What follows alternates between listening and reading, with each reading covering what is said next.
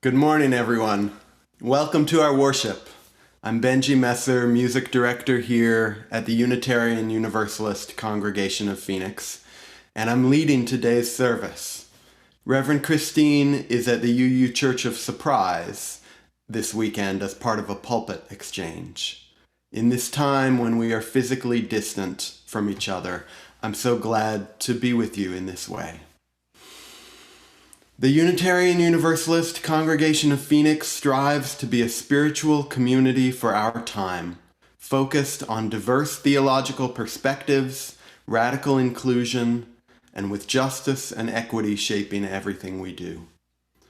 With a special awareness for those who have been historically marginalized, we welcome all, of every race, class, ethnicity, immigration status, sexual orientation, gender identity, religious background, mental and physical ability, and disability.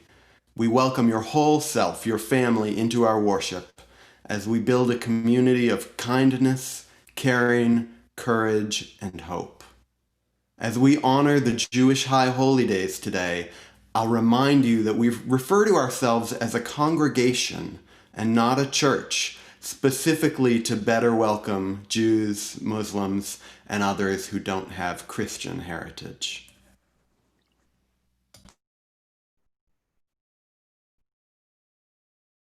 Good morning. I'm Bonne de Blas, and I'm honored to be serving as your worship associate this morning. Our opening words by Vanessa Southern, and they're fitting for Yom Kippur, the end of the Jewish High Holy Days, which begins tonight. We light our chalice, symbol of our faith, for truth, sought through a questioning heart and an attentive mind, and for love, pursued through obstacles inside and outside our own human heart, and forgiveness and all it entails. The place where truth and love meet and merge. Today, the Aiken family will light our chalice. Feel free to grab a chalice or candle in your own home and join us in the words of our chalice lighting.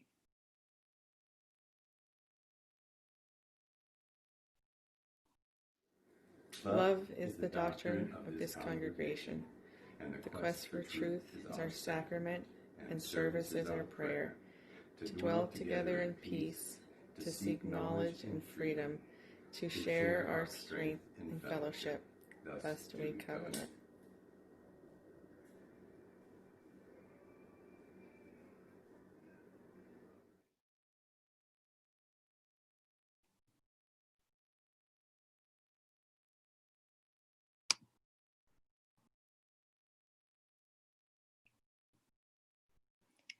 Let me introduce today's worship team. You've already met our music director and today's worship leader, Benjie Messer, and heard our pianist, Mary Coda. We also have Justin Walgren operating Zoom for us and Heidi Singer moderating the chat. Our chat is open. You can always chat with everyone or just to our panelists running the service. As always, we invite you to check into UUCP on social media with the hashtag UUAnywhere. I have a few announcements about the life of our community. All of these announcements can be found on our weekly online website, Compass. You can sign up for Compass on our website, phoenixuu.org. Parents, aunts, uncles, grandparents, everyone who knows a kiddo, they want to be connected with UUCP, we need to know you. This year, we don't get to see you in person, so we need some information about you and your kiddos. This way, we can figure out how best to connect. The link is posted in the chat and in the Compass. Next Sunday, October 4th, we're having a Blessing of the Animals service, giving gratitude to the pets who are keeping us amused and grounded in these times. Please send a picture or short video of you and your pets to submit@phoenixuu.org by tomorrow to be included in our pet blessing video. Are you new to UUCP or interested in finding out more about our congregation? Next Sunday at 12:30 after coffee hour, we will have a Get to Know UUCP gathering with Reverend Christine and our membership team. And finally, we are collecting our offering virtually, just like our service. We ask you to be generous in your giving to support the mission of this beloved community. You can text UUCP to 73256. You can donate through the website, or you can send an old-fashioned text. For all that you give to our congregation, we are so grateful.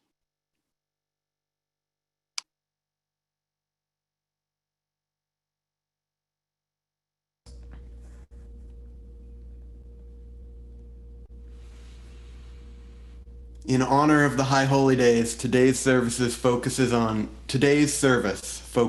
Jews, and particularly on anti-Semitism or anti-Jewish oppression.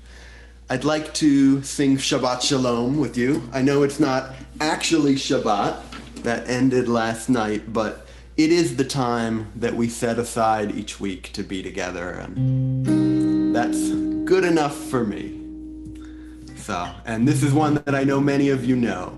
Shabbat Shalom, Shabbat Shalom, Shabbat, Shabbat, Shabbat, Shabbat Shalom, Shabbat Shalom, Shabbat Shalom, Shabbat, Shabbat, Shabbat, Shabbat Shalom, Shabbat, Shabbat, Shabbat, Shabbat Shalom, Shabbat, Shabbat, Shabbat, Shabbat Shalom, Shabbat Shalom, Shabbat Shalom, Shabbat, Shabbat, Shabbat, Shabbat Shalom, Shabbat Shalom, Shabbat Shalom, Shabbat, Shabbat, Shabbat, Shabbat Shalom. There's a hey in the chat. Shabbat, Shabbat, Shabbat, Shabbat Shalom, Shabbat, Shabbat, Shabbat, Shabbat Shalom, Shabbat Shalom, hey, Shabbat Shalom, hey, Shabbat, Shabbat, Shabbat, Shabbat Shalom, hey, Shabbat Shalom, hey, Shabbat Shalom, hey, Shabbat, Shabbat, Shabbat, Shabbat Shalom, hey. Thanks all. Our Director of Children's Ministry, Katie Resendez, is away this week as well. So one of our members, Diane Targovnik, created a video for us about her family and how they celebrate this holiday. You'll hear Diane speaking, and on camera you'll see her husband, John, her daughter, Leah Hadass, and her son, Sion Sage.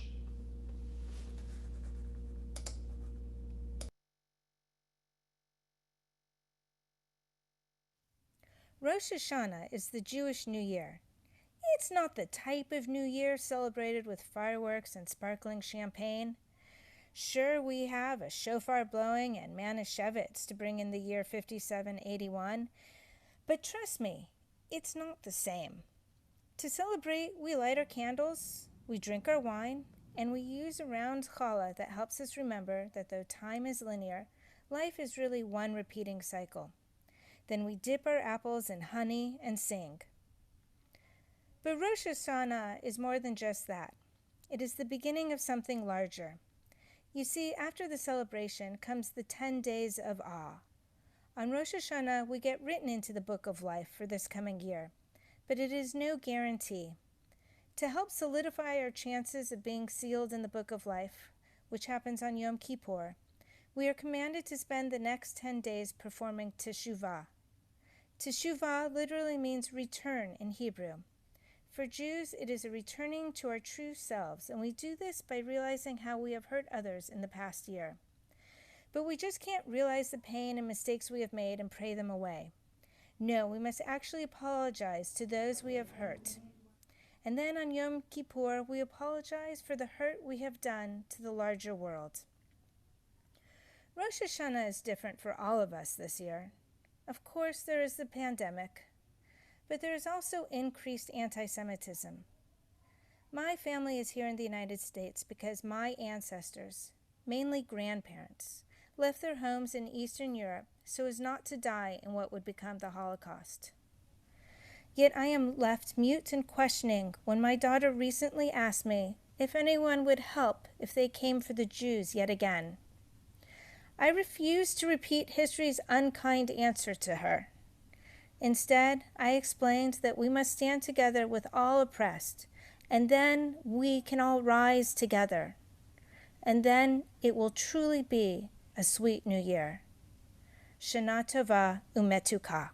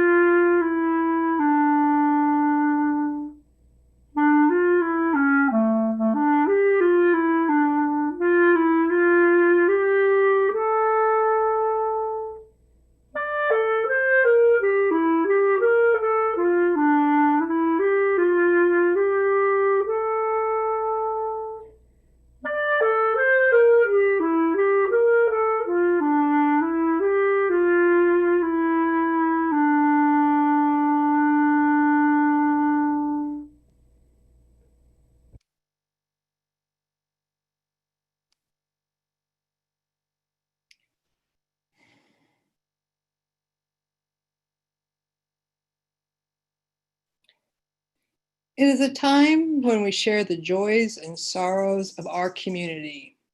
Being together, it is good to share, to support each other, and to connect. Please write any joys or sorrows or what you want our community to know about. Please put your name at the beginning so I know who it is. If you want it to be private only to me and not to be shared, please put the word private at the beginning and send it to just panelists so I can hold it in my heart. While you are entering your joys and sorrows, let me mention a few in our world. We are so relieved that our UU camp, Camp de Benville Pines, has been spared from the California wildfires. The fire went right up to the camp road, but not any further. As the United States passes 200,000 deaths from COVID-19, we pray for all of those who have lost a loved one, have suffered through this disease, and who are impacted by the isolation and economic impact. We mourn again and are angered again how the killing of Breonna Taylor reveals how easily the state can take a Black life and not be held accountable for its transgression. Black lives matter. Let's see what we have. Allison Kennedy, new granddaughter born September 26. Nova Marie, 8 pounds, 1 ounce, 21.5 inches long. Congratulations.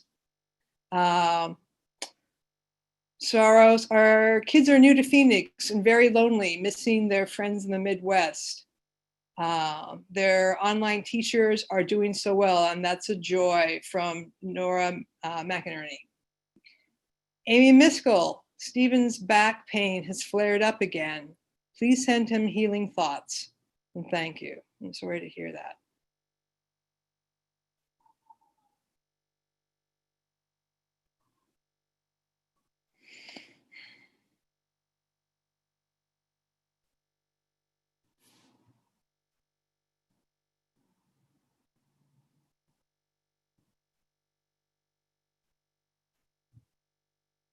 I'm just looking to see as anyone else would like to continue.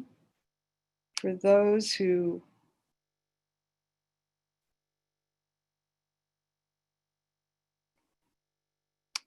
would like to continue to their joys and sorrows. I know some things cannot be mentioned, but we hold you in our thoughts.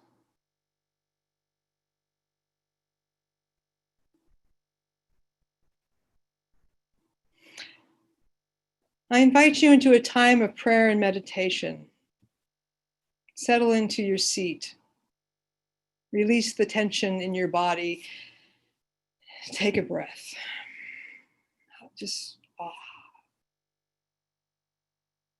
Our meditation poem this morning is At One by UU minister Reverend Victoria Safford. Imagine this.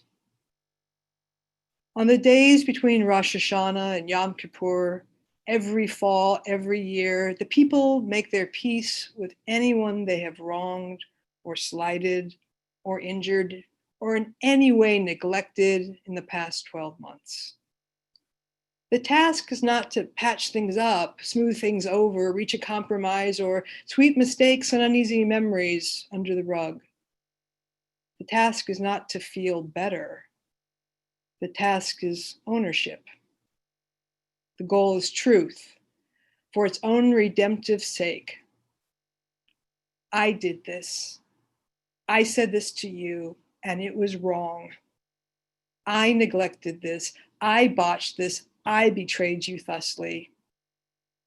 I demeaned you whether you ever knew it or not. This is the truth which both of us are living.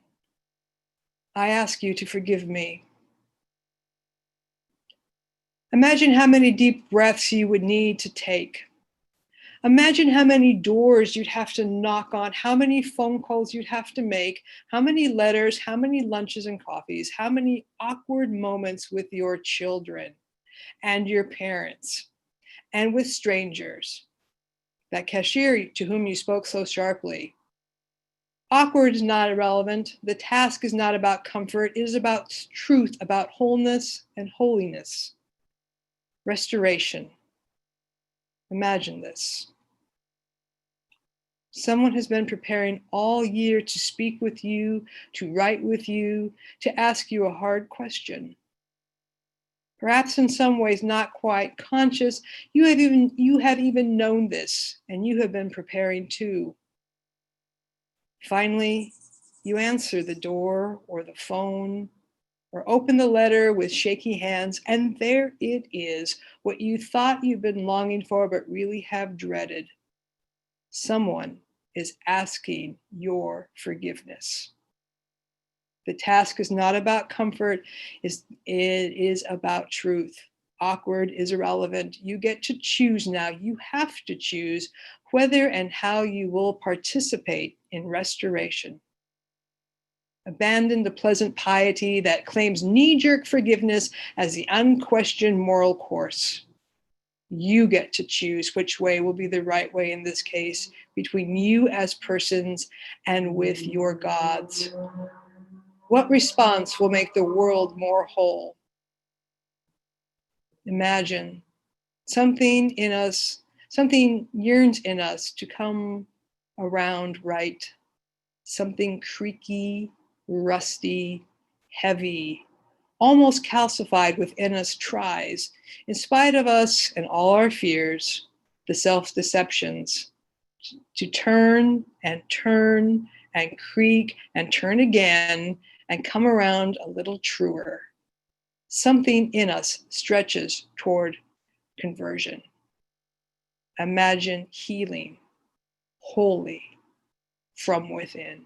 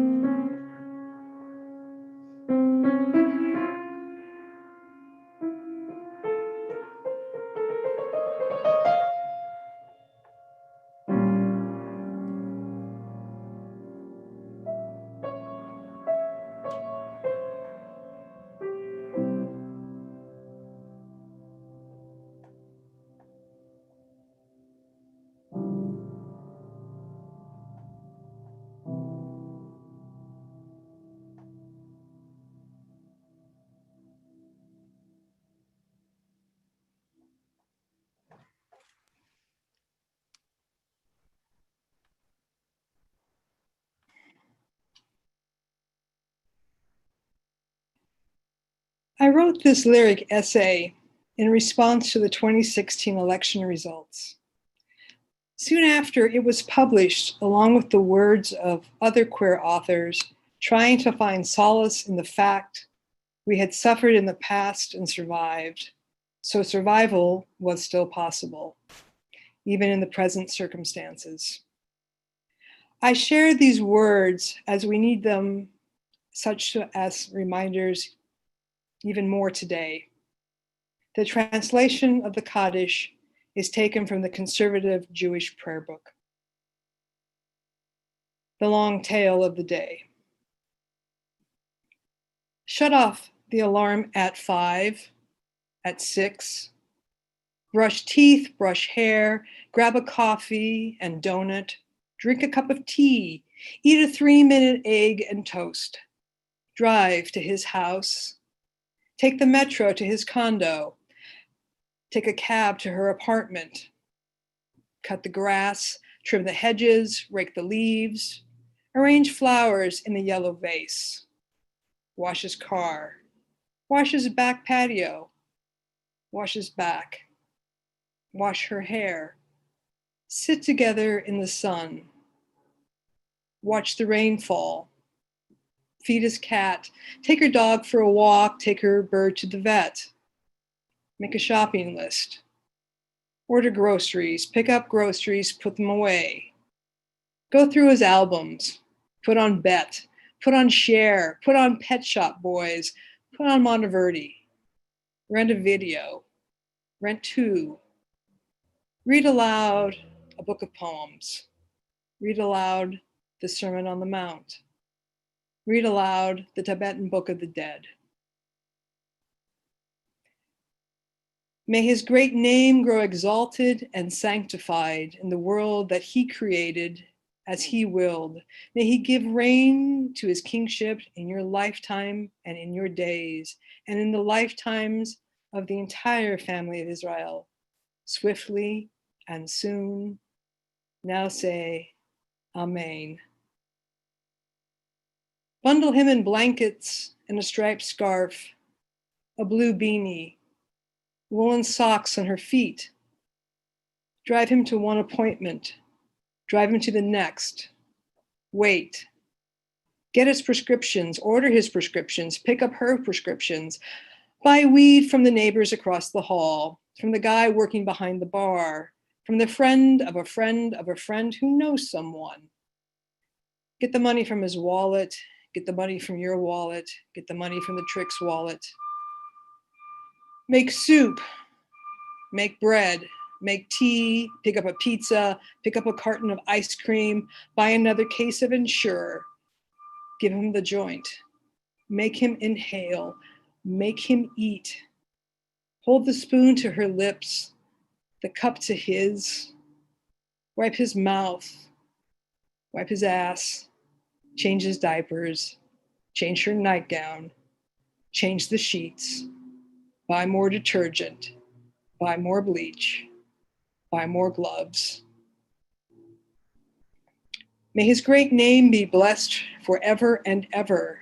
Blessed, praised, glorified, exalted, extolled, mighty, and upraised, lauded be the name of the Holy One.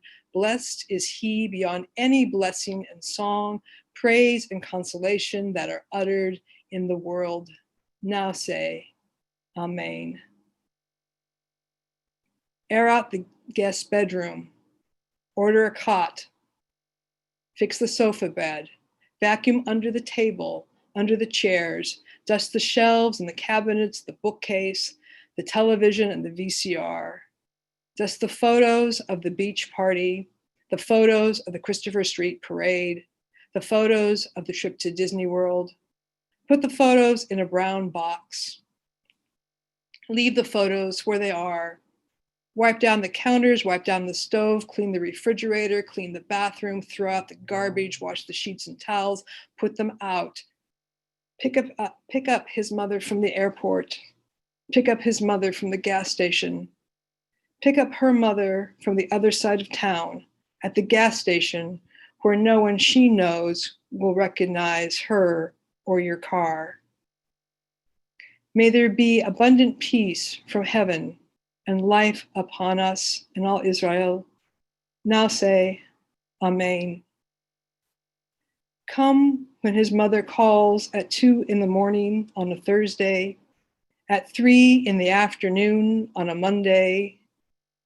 Call the coroner, call the funeral home, call the newspaper, call the florist, call the church, call his friends, call your friends, call his family, call her children's father. Listen while you are told you are not welcome at the funeral, told you are not welcome in their home, told you are not welcome in their town, told you you are not welcome, told you you are not. Pick up a pen, pick up a pencil, cross out his name from your address book, cross out hers, cross out his. Do not stop to count the black lines. Do not stop.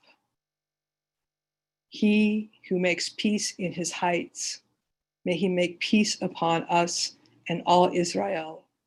And now say, Amen.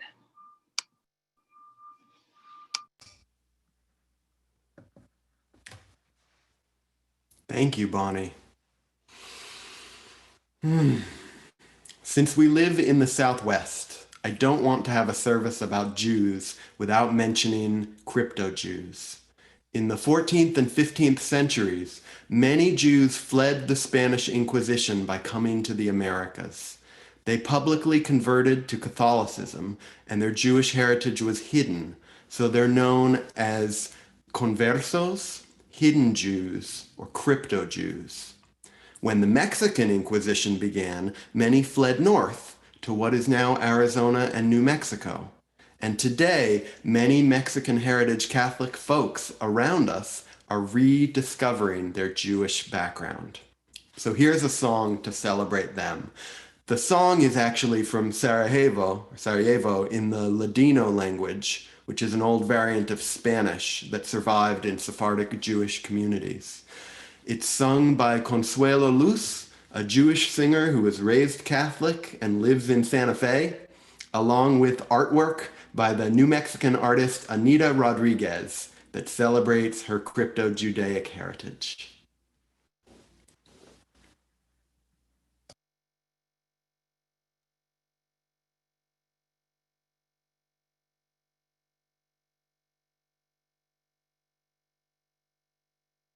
A la 1 yo nací, a las 2 me engrandecí, a las 3 tomé mi amante, a las 4 me casé, a las 3 tomé mi amante, a las 4 me casé.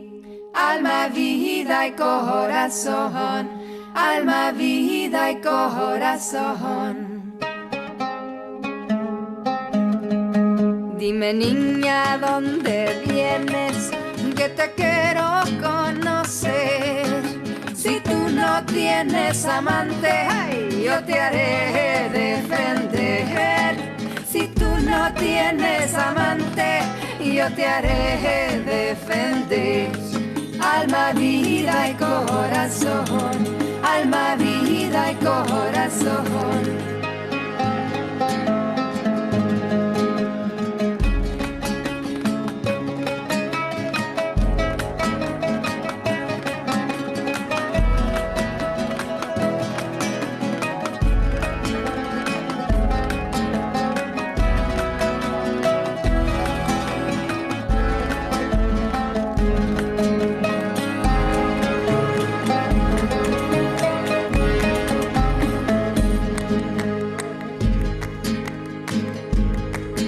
Yéndome a la guerra, 2 besos al aire di. El uno es para mi madre, y el otro para ti. El uno es para mi madre y el otro para ti.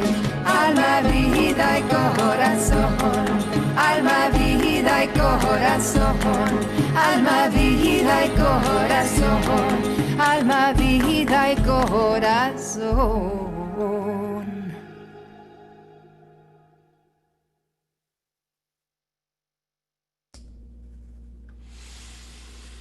This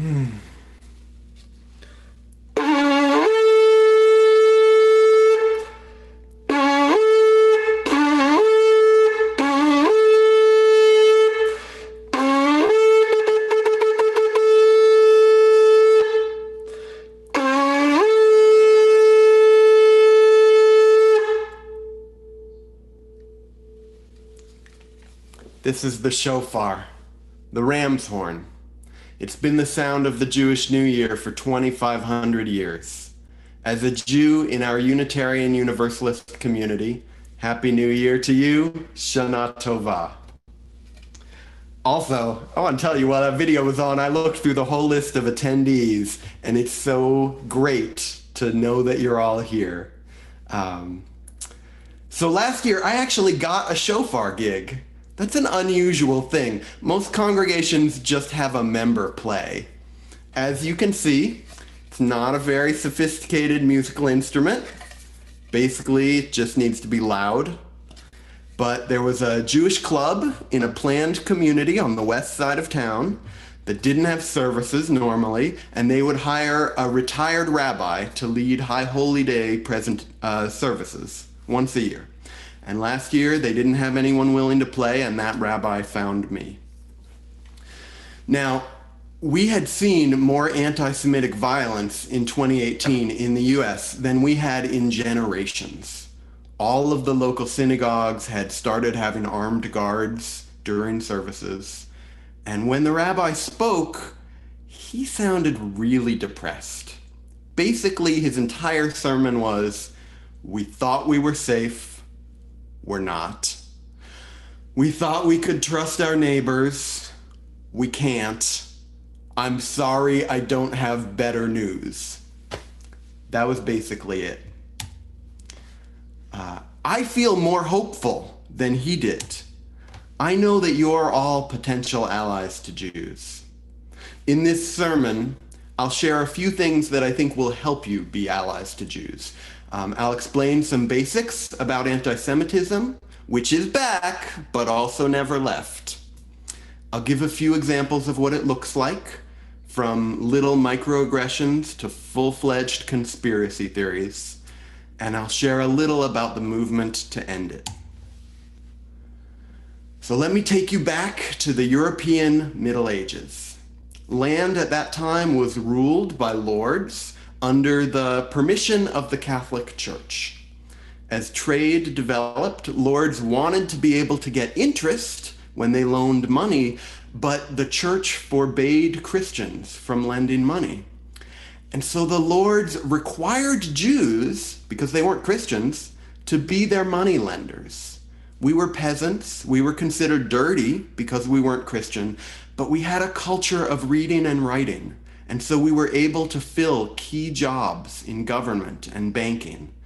When times were good, we were accepted and our skills were valued. When things got bad and people threatened revolution, the lords of society held on to their own power by blaming my people. They said we were greedy and had stolen the country's money. They said we were to blame for the famines and the plagues. They said we had killed Jesus Christ and that we prayed to the devil. They spread the myth of blood libel, that we killed Christian children and cooked with their blood. They said we were more like animals than people, a lie that many years later would be said about people of color. And then we would be killed and expelled from the country. So let me just share with you here a map of Jewish expulsions in Europe between 1100 and 1600 AD. It's a lot, right? It's really a lot. And that's more or less how anti-Semitism has operated for 2,000 years. When Jews are blamed or isolated or hated, that's anti-Semitism. And when Jews blame themselves or hate themselves or isolate themselves, that's internalized anti-Semitism. And Jewish liberation would be the opposite, remembering that we're good people being closely connected. Public anti-Semitism is still dormant during good times, and we forget about it at those times, and we think it's gone away. And then, at times like this, when the economy collapses, particularly when the church is aligned with the state, right? If you have a government like right now that's influenced by the Christian right, it resurfaces in public.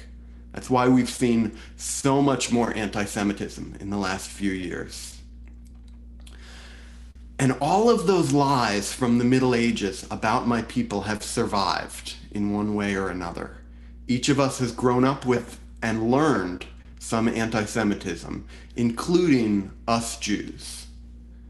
I see some questions in the chat, someone asking how Jewish people relate to gypsies. That I don't know, I'd have to do more research. But let me show you something else.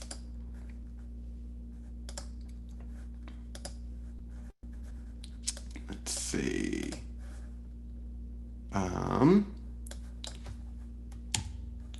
This is these are the results from a British survey done from 2004 to 2012. The different bars in the graph are years.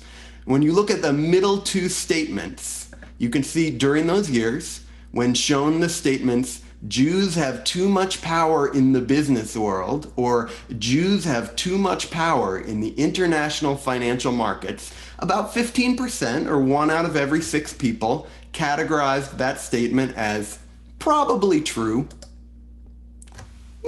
I don't know, probably. And that it's not true, it's a lie. We wrongly think that Jews have more money and privilege than they actually do. If a Jew doesn't want to buy something, please don't assume that they could afford it, but don't want to pay because they're cheap. If your HOA needs a treasurer, don't pick the Jew because they're probably good with money. Those are anti-Semitic microaggressions. And to look at the bigger lies, the world is not run by a Jewish conspiracy of media, banking, and political power. If you felt like I didn't need to say that and that's all ridiculous, well, congratulations on not being Hitler. Unfortunately, it doesn't sound ridiculous to a lot of people. In researching this sermon, I found writings about how Jews are secretly responsible for funding the entire Democratic Party, for funding the terror attacks on the World Trade Center, for controlling the US Federal Reserve, for creating ISIS, and for undermining Western civilization. Sort of a catch-all. It's been a really fun week of reading. In Europe, far-right nationalist groups blame Jews for the increased immigration of Muslims. The shooter who killed 11 Jews in a Pittsburgh synagogue in 2018 did it because he believed that Jews were secretly funding a caravan of refugees that was heading north through Central America. He was encouraged in this belief by our current president, who called those refugees murderous thugs from other countries who will kill us all, lied that criminals and unknown Middle Easterners are mixed in to that caravan, and retweeted a video of cash being handed to migrants that had been shared the day before by Florida Republican Representative Matt Gaetz, who had asked Soros time to investigate the source. Just double checking the chat here.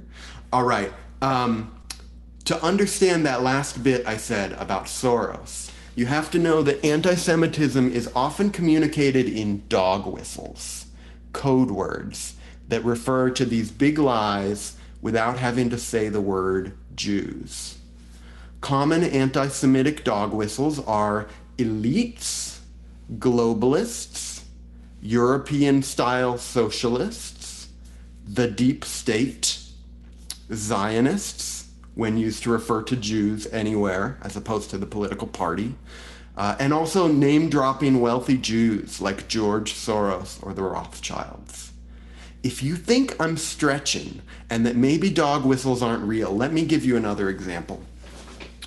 2 years ago, after a terrible shooting at a majority Jewish high school in Parkland, Florida, students from that school restarted a national conversation about gun violence. In response, the head of the NRA, Wayne LaPierre, accused those students of being part of a plot to destroy America's freedom, which was funded by, and I quote, people like George Soros, Michael Bloomberg, Tom Steyer, and more, unquote. Now, those folks he mentioned are all Jews, but they're also all wealthy and Democrats and white and men. He never said anything about Jews. But the next day, the neo-Nazi website, the Daily Stormer, ran the headline, "The NRA representing white people against the Jews." And the neo-Nazi website InfoStormer wrote, "There is no denying the Jewish role in pushing for gun control, and it is good to see the NRA is now indirectly exposing this fact." Directly connected to these conspiracies is the anti-Semitic idea that Jews are unethical, cunning, or scheming. Please, please, don't tell someone who treats you kindly, who picks you up on the side of the road, that you must be a Christian because you're so kind. If that person is a Jew or a Muslim, that's a microaggression. Don't use Jew as a verb meaning to negotiate for a better price. Trump's regular references to Jewish Representative Adam Schiff as Shifty Schiff plays on this anti-Semitic trope. Okay, let me give you some bigger versions. It's a relief to hear about people who are much more awful than you are, right? And just, I ask your permission. I love seeing that there's so much action in the chat, but I'm not going to engage. I don't have time. I'm going to stick with the script. I'll check your questions later and get back to you. Okay, so a much more awful thing. You remember the blood libel? The idea that Jews were allied with the devil, had little horns under our hair, killed Christian children, drank their blood. It was the motivating lie for the Nazis. Well, guess what? The QAnon movement is a rapidly growing right-wing conspiracy about a shadow government, a deep state, that controls the world through media and banking, and also kidnaps children, abuses them, and harvests their blood. QAnon sees Donald Trump as a savior who will protect the white race in almost the same way that the Nazis saw Adolf Hitler. And QAnon message boards and forums are full of anti-Semitic references to a Zionist-controlled world government, the Elders of Zion, and the Rothschild family. Thank you, Nabi. Yes, boo! I can take that from the chat, yeah. If you see the hashtag Save the Children, it unfortunately doesn't refer to the actual refugee children and families our government is holding in cages at our southern border. It's part of this modern blood libel. Now, 2,000 years of hatred have left Jews with a lot of heavy fears. We can be irrationally urgent and terrified about small things, as if the Nazis might knock on our doors at any minute. And after 2,000 years of being allowed to survive because we were useful, we tend to do our jobs as if our lives depend on it. Some of you know this about me. I've heard it said that when a Gentile gets scared, they watch television. When a Jew gets scared, they start another nonprofit. So please, with the Jews you know, as much as you can, respond to those fears with love, understanding, and connection, not with blame, hatred, or isolation. And politically, I would ask the same thing in our relationship to the state of Israel. Yes, the treatment of Palestinian citizens in Israel is racist and horrible by the government.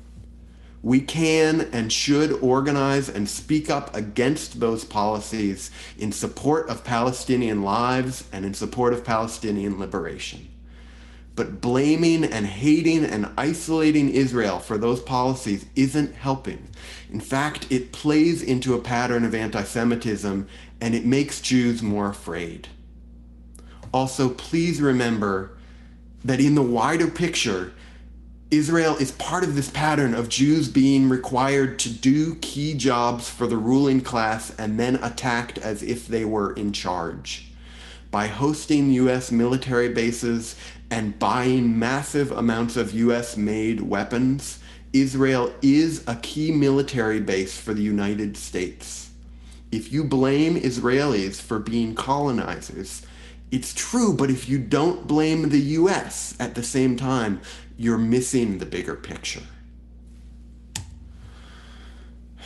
The last thing I want to explain, and this is a little tangential, but it's really important, is how anti-Semitism has been weaponized to disrupt social justice work. This can be a little confusing, so I'll give a lot of examples. Do you remember the energy of the Women's March immediately after the 2016 election? Massive energy. Do you remember why that energy faded in 2018? Sure, it was probably mostly our own sexism. Yes.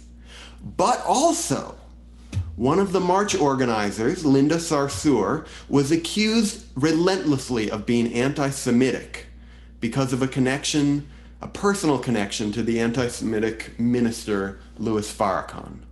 Now, Sarsour has consistently been an organizer with Jews and against anti-Semitism. She raised $150,000 for funeral expenses for the victims of the Pittsburgh synagogue shooting. And she immediately denounced Farrakhan's anti-Semitic beliefs and explained that it was just a personal connection. But so many articles were published attacking her and the Women's March as being anti-Semitic that many decided not to attend. Do you wonder why the left took so long to rally behind the Black Lives Matter movement? Yes, of course, it was mostly our own racism. But also, in 2016, Black Lives Matter was accused relentlessly of being anti-Semitic. Now, these attacks were pointed at the 2016 Vision for Black Lives, which was over 100 pages. None of those pages or any of the policy recommendations in it mentioned Jews or Israel or said anything anti-Semitic. But one of the resources that was linked to from that document, which was about cutting US military spending, singled out Israel for blame, and it was anti-Semitic in that way. And hundreds of stories and posts were published in 2016 highlighting that section and casting doubt on whether people who wanted social justice should really support the movement for Black lives. Let me give one more. Representative Ilhan Omar, a progressive Democratic member of the House, elected in 2018, and one of only 2 Muslim representatives in Congress, has several times criticized the state of Israel in anti-Semitic ways. Each time when people brought those statements to her attention, she directly apologized. In response, Republican representatives demanded that Democrats punish her, censure her. President Trump, who, remember, is a president who has often supported and shared anti-Semitic statements by Republicans, our president called on her to resign from Congress. Even in our own Unitarian Universalist General Assembly 5 years ago, a resolution condemning racism wasn't taken. There was no decision made on it because the Assembly got distracted and divided by a resolution that condemned Israel. And so many representatives in the room and delegates were attacked on both sides as being anti-Semitic that resolution on racism wasn't brought up for a vote. Do you see the common thread here? In each case, coalitions working for justice are divided and weakened when they, and particularly people of color in their leadership, are accused of being anti-Semitic. I could easily name 5 more situations like this. I'm not saying that any suggestion of anti-Semitism is untrue. On the contrary, we probably all have some, right? And it's our job to root it out wherever we are on the political spectrum. But accusations of anti-Semitism have been consistently used to divide movements for justice. I see Connie asking how to change that. The way to change it is to do proactive work in supporting Jews and supporting proactive partnerships between Jews and Palestinians in every coalition that works on social justice, proactively before the attacks come at you. And that is a great segue to how I want to end, which is letting you know what you can do to help, whether you're Jewish or not. We don't actually have a strong movement of non-Jews organizing to end anti-Semitism, but I hope you can tell we need one. The first thing you can do, of course, is to love the Jews that you know. Encourage them to be connected to people. Encourage them to be connected to people in ways that aren't just being useful and competent. And react to their big fears with understanding and connection, rather than blame and isolation. Second, we can do our own personal work. I would love to suggest holding groups that meet a few times each year. And in those groups, we could talk about our personal experiences with Jews and with anti-Semitism. Talk about what gets in our way of loving the Jews that we know, and what gets in our way of taking responsibility to ensure that no Jews are ever mistreated in this way again. Now, it's most effective for Jews and Gentiles to do this work separately at first. Both groups would also benefit by talking about their personal experiences with Arabs and with the Palestinian people, as those relationships are an important part of Jewish liberation. If any of you want to start a group like that at UUCP, let me know. I think that would be really exciting. I think it would be really exciting, and I would support you in that. And third, we can do public work. We can speak up when we see anti-Semitism. We can make sure, as I said before, that any social justice coalitions we work with include anti-Semitism in the list of oppressions that they address. We can be proactive in those groups about getting Jews and together ahead of time and making sure everyone understands how to support them in case claims of anti-Semitism come in. And we can just be aware of how those accusations have been weaponized. Just so you know, to give you some hope, there are some groups doing good work on anti-Semitism. I'll mention 2 of my favorites. Neither is based in Phoenix. One is a group in New York City called Jews for Racial and Economic Justice, which is led almost completely by Jewish people of color. They have been organizing for 30 years on justice issues like racism in policing and labor protections. They offer wonderful anti-Semitism trainings for non-Jewish social justice activists. So if there are groups you know that want that, I would refer you to them. A link to their organization will be in the chat. And the Parents Circle Families Forum is one of many organizations in Israel that gets together Israelis and Palestinians to talk and grieve together. That one is specifically for families who have lost family members in the ongoing conflict, and they've just done wonderful work. So we'll put both of those links in the chat. Actually, I'll just do it right now. There they are. Okay. So let's close with a song, huh?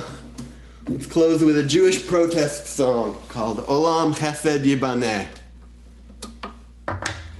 And the melody goes, let's do it in D minor.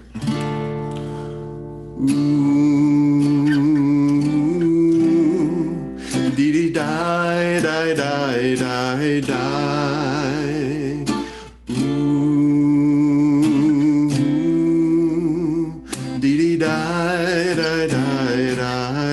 and then starts higher. Ooh, dee dee die die die die die, and then again. Ooh, dee dee die die die die die. The Hebrew lyrics Olam Chesed Yibaneh mean build the world with love. All of the lyrics will be in the chat. Olam Chesed Yibaneh, sing with me. Dee dee die die die die die. Olam Chesed Yibaneh, dee dee die die die die die. Olam Chesed Yibaneh, dee dee die die die die die. Olam Chesed Yibaneh, dee dee die die die die die. I will build this world from love. I will build this world from love. Dee dee die die die die die. I will build this world from love. Dee dee die die die die die. And if we build this world from love, dee dee die die die die die, then God will build this world from love. Dee dee die die die die die. Olam Hesed, Olam Hesed Yibaneh, dee dee die die die die die. Olam Hesed Yibaneh, dee dee die die die die die. Olam Hesed Yibaneh, dee dee die die die die die. Olam Hesed Yibaneh, dee dee die die die die die. I will build this world from love. I will build this world from love. Dee dee die die die die die. Will you? Will you build this world from love? Dee dee die die die die die. 'Cause if we build this world from love, dee dee die die die die die, then God will build this world from love. Dee dee die die die die die.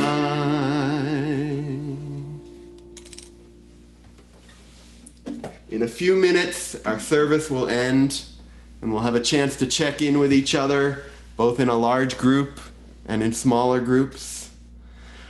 Oh, I see Amy Miskell calling out our local group, Arizona Jews for Justice. Yes, I haven't actually done a lot with them, so I need to check them out. So we'll get together in a minute in coffee hour. We still call it coffee hour, even though we don't provide coffee and it doesn't last an hour. You're all welcome to attend, whether it's your first day with us or you've been a member for years. The link is in the chat and will be on the final slide. There's also a coffee hour just for our kiddos and their families, and that link is in the chat as well. A reminder, everyone, please check on each other during the week. If you're waiting for someone to check on you, take the initiative and check on them. Our postlude is a recent musical video created by an Israeli chapter of the International Jewish Teen Choir, Hazamir Hasharon. They're singing Heal Us Now by U.S. cantor Leon Scher. It's as good a closing message as I can imagine for a Jewish New Year during a pandemic. Enjoy the postlude. Maybe I'll see you in coffee hour. Thanks, everyone.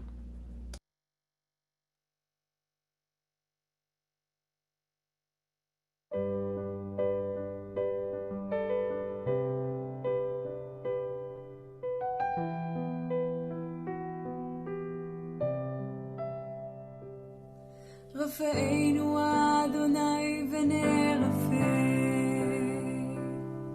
הושיענו וניוושע, אל קרוב לכל קורב, אך קרוב לרעב אישו.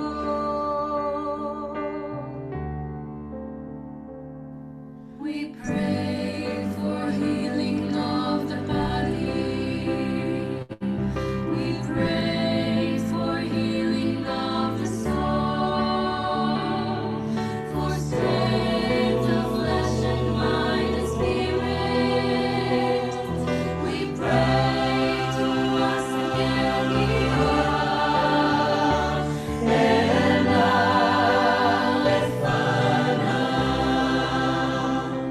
Oh, please. please heal us now.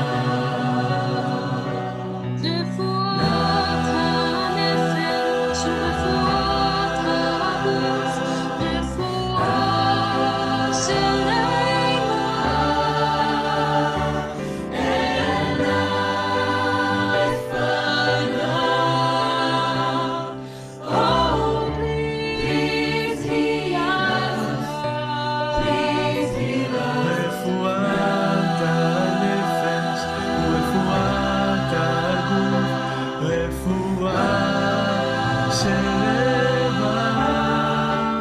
Heal us now. Heal us now. Heal us now. Heal us now. הושיע את עמך ומלכת לחבתך, ורם ונשם העולם. נשבח אבותינו, נשבח אמותינו, אנא אדוני הושיענה. We pray for healing of our people. We pray for healing of the land and peace for every race and nation, every child, every woman, every man. And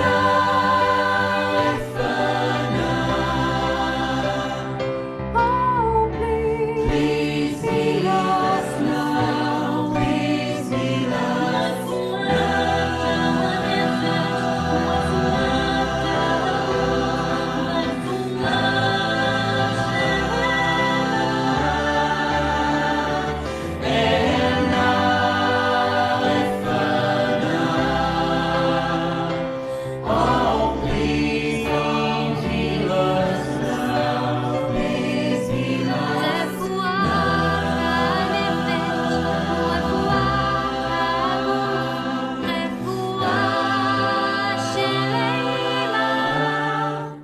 Heal us now.